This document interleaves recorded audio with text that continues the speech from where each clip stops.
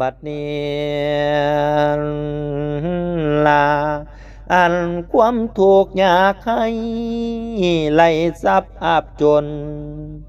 บ่มีคนผู้ใดมักทอเม็ดงานอขาหินมวลมนุษย์เดินดินปรารถนาน้อสุขล้วนเสมอกันเด้อทั้งโลกแต่ว่าโศกบ่เข้าข้างละแทงล้วนได้แต่ทนลาพี่น้องเอ๋ยเสื้อว่าไฟจะต้องหอนละนำทาให้ความเย็นบ่อยากเป็นคนจนผู้แต่ง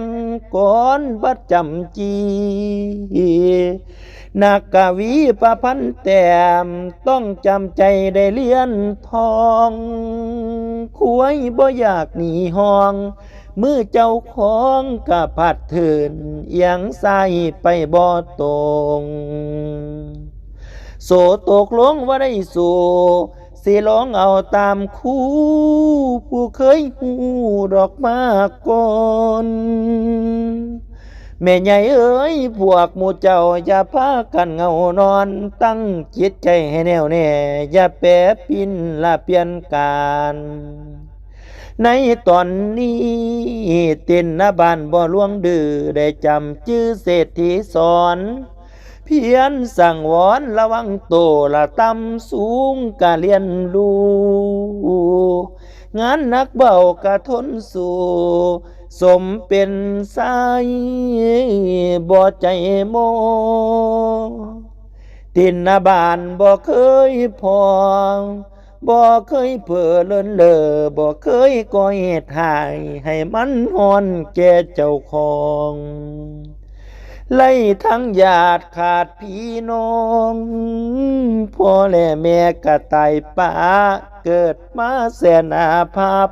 นับว่าสวยนอกเกินเพื่อนบ่มีเหือนดอกเศร้าโศกคงเป็นผลของกรรมแต่งโอ้ยแห่งคิดไปผัดแห่งกลุ่มกำพ้อยผ้าขาดห่มเงาลาแม่ใหญ่เอ๋ยเป็นคือเสื้อสาดเผาคนยังเอาขานิงหาเสื้อหอยนาก็ยังมีคนมากกว่าแสวงงมคนพอความจนได้ทนสู้ดูทำงานบ่มีบนในเมื่อเกิดเป็นคนต้องทำงานต่อสู้ทางมนต์ดอกต้นต่อพ่อเศรษฐียินดีเลี้ยงให้ค่าแรงนั่นนิดหน่อยเต้นหน้าบ้านปวดตำต่อยบุญหน่อยทอเม็ดสายลาโอ้ยผู้ดูแลเขตไข่หญ้าอ่อนระดับเขียวเที่ยวเบิ่งแยงแป้งสาธิตคิดกันให้มันซื่นลามีใส่ปุ๋ยทั้งรดน้ำได้ยาทำหน้าที่เงินหลายวันก็บ่มีทั้งเงินเดือนก็บ่ได้อาศัยสนได้อยู่กินตินนาบานดันดินอยากท่านห่วมกะทินองเดโนใจประสงค์อยากทำทานอ่านบ่เห็นประเด็นนี้แม่ใหญ่เอ๋ยมีปัญญาดอกผ้าแจงเห็นเส้นทำอันลำค่าใจเปี่ยมด้วยศรัทธาจนน้ำตาน้องย่อยกับเงินแบ่งสิห่วมบุญแห่งคิดไปใจยิ่งวุ่นมันมัวคุณเยอะคือโตม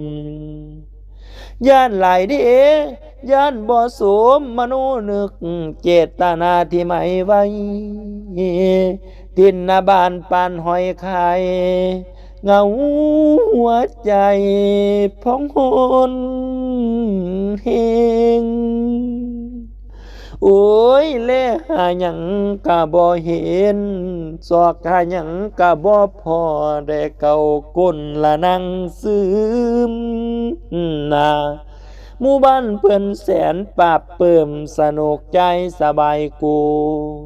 โตหากทรมันทุกข์อยากแต่งบุญแต่จนหาย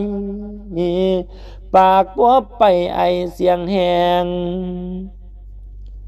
แหงบ่มีกะใจอ่อนแม่ใหญ่เอ๋ยโลกนี่น้อคือละครสากนี่เป็นสากเศร้ามันแสนเอาอังอุลานล่ะ